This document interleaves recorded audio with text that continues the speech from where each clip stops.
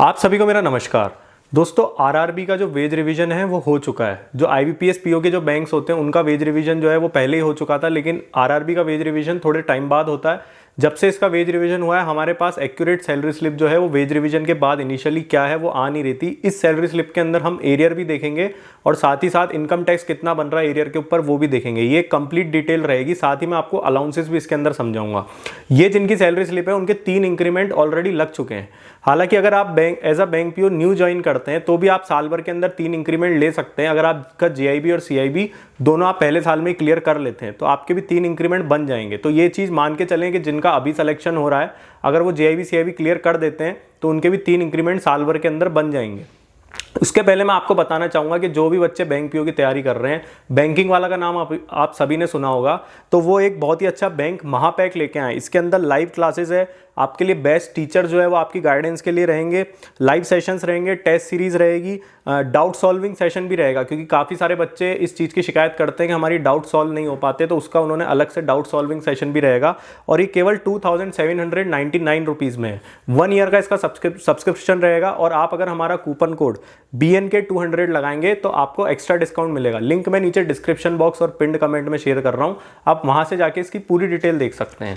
अब हम देखते हैं कि आरआरबी की आफ्टर 3 इंक्रीमेंट वेज रिवीजन के बाद कितनी अलाउंसेस बन रहे हैं और कितनी सैलरी बन रही है। हम पहले अलाउंसेस देखेंगे क्योंकि अलाउंसेस को लेकर ज़्यादा उत्सुकता लोगों में रहती है। हालांकि आरआरबी के अंदर ज़्यादा अलाउंसेस नहीं मिलते हैं जो आईबीपीएस पीओ के बैंक्स रहते हैं। जब हमने पीएनबी और बैंक ऑफ इंडिया का भी हाल ही में वीडियो डाला था तो उसमें आपको काफ़ी सारे अलाउंसेस देखने को मिले थे, लेकिन आरआरबी के अंदर ज़्यादा अलाउंसेस नहीं रहते हैं और थोड़े बहुत ही बैंक टू बैंक भी वेरी करते हैं, लेकिन ज़्यादा फर्क नहीं आता है इनके अंदर। तो ये जिस बैंक की सैलरी स्लिप है उसके अंदर जो अलाउंसेस मिले हैं मैं वो आपको बता रहा हूं। अगर आपको इनके अलावा कुछ एक्स्ट्रा अलाउंसेस मिलते हैं या किसी दूसरे नाम से मिलते हैं जिस बैंक में आप हो या आपको कुछ ज़्यादा अपडेट है तो आप नीचे कमेंट में हमको बता सकते हैं। सबसे पहले अगर हम देखें इनके तो मंथली अलाउंस में इनके केवल 2 अलाउंस रहते हैं। एक न्यूज़पेपर रहता है 250 रुपीज़ का और पेट्रोल रहता है 750 रुपीज़ का। उसके बाद एनुअल के अंदर इनका एक ही अलाउंस रहता है एंटरटेनमेंट एक्सपेंडिचर का, ये 4500 रुपीज़ का रहता है। और मेडिकल जो है वो भी इनको मिलता है 13,000 कुछ का, लेकिन ये तभी मिलेगा जब आपके ऊपर कोई डिपेंडेंट है। सपोज करो कि आपके ऊपर कोई डिपेंडेंट नहीं है तो फिर आपको मेडिकल नहीं मिलेगा। अगर आपके ऊपर एक भी जना डिपेंडेंट है, जैसे किसी की शादी हो गई उसकी वाइफ जॉब नहीं करती है तो वो डिपेंडेंट के अंदर आएगी, या किसी के माँ बाप जॉब में नहीं है तो वो डिपेंडेंट के अंदर आएंगे। तो ये मतलब इसके अंदर काफ़ी सारी चीज़ें जो है टैक्स रिटर्न वगैरह ये सारी चीज़ें जो रहती है, जो लोग जॉब में उनको ज़्यादा अच्छे से चीज़ समझ में आएगी कि अगर आपके ऊपर कोई डिपेंडेंट है तो ही आप मेडिकल का एक्सपेंस जो है वो क्लेम कर सकते हो, नहीं तो आप नहीं कर पाओगे। तो ये केवल एक तो आपका एनुअल अलाउंस हो गया और 2 मंथली अलाउंस हो गए। जिस बैंक के अंदर ये है उन्होंने मुझे 3 अलाउंसेस ये बताए हैं जो उनको मिलते हैं। इसके अलावा उनको लीज अकोमोडेशन वगैरह नहीं मिलता है जो आईबीपीएस पीओ के अंदर देखने को मिलता है। अब किसी ग्रामीण बैंक ने लीज अकोमोडेशन चालू कर दिया है तो नीचे कमेंट बॉक्स में हमको जरूर बताएं, क्योंकि इससे लोगों की काफ़ी मदद होती है। क्योंकि आरआरबी के अंदर काफ़ी बार शिकायत रहती है कि इनिशियल लेवल पे जो पोस्टिंग रहती है वो घर से काफ़ी दूर आती है उनकी। कई बार 300 किलोमीटर 400 किलोमीटर दूर तक भी पोस्टिंग आ जाती है। जो बड़े स्टेट के अंदर जैसे उत्तर प्रदेश हो गया, जो दूसरे स्टेट होते हैं जो बड़ा जिनका एरिया रहता है, लेकिन उनको लीज नहीं मिल पाती, इसलिए किराए वगैरह का पैसा उनको खुद को भरना पड़ता है। तो ये अभी तक आरआरबी की जितना मेरे को नॉलेज है कि इन्होंने लीज अकोमोडेशन चालू नहीं किया है। अब हम इनकी सैलरी स्लिप देखेंगे कि आफ्टर 3 इंक्रीमेंट इनकी वेज रिवीजन के बाद कितनी बन रही है। तो बेसिक पे इनका बन रहा है 54,480 रुपीज़ का। उसके बाद HRA यानी हाउस रेंट अलाउंस के इनको मिल रहे हैं 4,358.40 रुपीज़। DA यानी डियरलेस अलाउंस बेसिक पे कैलकुलेट होता है तो अभी वर्तमान रेट के हिसाब से इनको बन रहा है 8,700.46 रुपीज़। स्पेशल अलाउंस के इनको मिल रहे हैं 14,437.20 rupees. DA on special allowance के इनको मिले हैं 2,305.62 रुपीज़। उसके बाद लर्निंग अलाउंस के इनको मिले 850 rupees. DA on learning allowance के इनको मिले 135.75 रुपीज़। लोकेशन अलाउंस के इनको मिले 1,200 रुपीज़।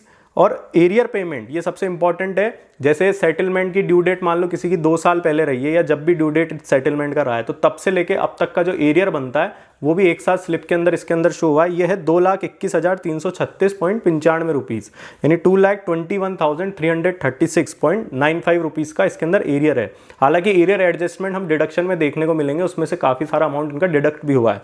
तो ग्रॉस इनका जो अभी बन रहा है इस सैलरी स्लिप के अंदर 3,07,804 यानी 3,07,804.38 रुपीज़ की इनकी ग्रॉस अर्निंग बन रही है। ये हर महीने की स्लिप के अंदर नहीं बनेगी, ये एरियर है इसलिए शो हो रहा है इसके अंदर। इसके बाद इनकम टैक्स के अंदर इनके डिडक्ट हुए 31,394 रुपीज़। इसके अंदर एरियर पे काफ़ी सारा टैक्स कैलकुलेट हुआ है, इसलिए इस मंथ में इनका जो इनकम टैक्स है वो ज़्यादा डिडक्ट हुआ है। उसके बाद प्रोफेशनल टैक्स के 208 रुपीज़ डिडक्ट हुए हैं और फेस्टिवल एडवांस इन्होंने ले रखा है। फेस्टिवल एडवांस भी आप एक तरीके से अलाउंस के अंदर गिन सकते हैं, क्योंकि एक तरीके से इंटरेस्ट फ्री लोन रहता है। आप एक साथ साल में एक बार क्लेम कर सकते हैं और आपकी सैलरी में से हर महीने ये है जो है एक EMI के रूप में डिडक्ट होता चला जाएगा। इस पर कोई इंटरेस्ट नहीं लगता है, तो एक तरीके से आपको काफ़ी मदद मिलती है कि आपको एक ही बार में सारा पैसा मिल जाता है।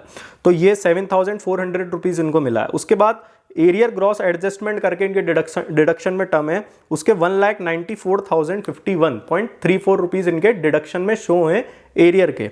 उसके बाद NPS का इनका 11,469 रुपीज़ डिडक्ट हुआ है। तो टोटल ग्रॉस डिडक्शन इनका बन रहा है 2,44,522.34 रुपीज़ का। अगर हम इनकी नेट अमाउंट देखें तो जितना अपन ने ग्रॉस देखा था उसमें नेट डिडक्शन माइनस कर दें तो 63,282.04 रुपीज़ इनका जो है वो नेट अमाउंट बन रहा है, यानी इन हैंड। लेकिन इसके अंदर हम फेस्टिवल एडवांस भी जोड़ दें, क्योंकि अगर कई बच्चे ऐसे होते हैं जो फेस्टिवल एडवांस नहीं क्लेम करते हैं, तो 7,400 अगर हम इसमें ऐड कर देंगे तो ये 70,682 रुपीज़ बन जाएगी इनकी नेट पे in hand after 3 year increment के बाद में, आफ्टर 3 इंक्रीमेंट के बाद में। ये जिनकी सैलरी स्लिप है इनका भी JIB CIB क्लियर नहीं हुआ है, लेकिन अगर किसी का JIB CIB क्लियर हो जाता है तो 1 साल के बाद ही जितनी सैलरी अभी इनको मिल रही है वो क्लेम कर सकता है। और अलाउंसेस मैंने आपको बता ही दिया कि बहुत ज़्यादा अलाउंसेस इनको नहीं मिलते हैं। इसके अंदर एक खास चीज़ है जो मैं आपको बता दूं कि डिडक्शन के अंदर काफ़ी सारे लोग कंफ्यूज हो रहे होंगे कि 1,94,051.34 रुपीज़ जो है ये डिडक्शन में स्लिप में शो हुआ है, लेकिन ये अमाउंट इनको क्रेडिट हुआ है अपने अकाउंट के अंदर। और जो गैप है जो 2,21,336 जो हमने ग्रॉस अर्निंग आपको दिखाई है, उसमें से अगर आप ये माइनस करेंगे तो इतना इनका टैक्स बन रहा है जो इन्होंने डिडक्शन में शो किया है 31,394 रुपीज़ का। तो ये मैंने आपको मोटे तौर पे एरियर वाला पार्ट जो है वो समझा दिया है। और इसके अलावा अगर आपको और कोई डाउट है तो नीचे कमेंट बॉक्स में टाइप करें और हमारी चैनल को लाइक शेयर सब्सक्राइब करें। आप लोग का बहुत बहुत धन्यवाद।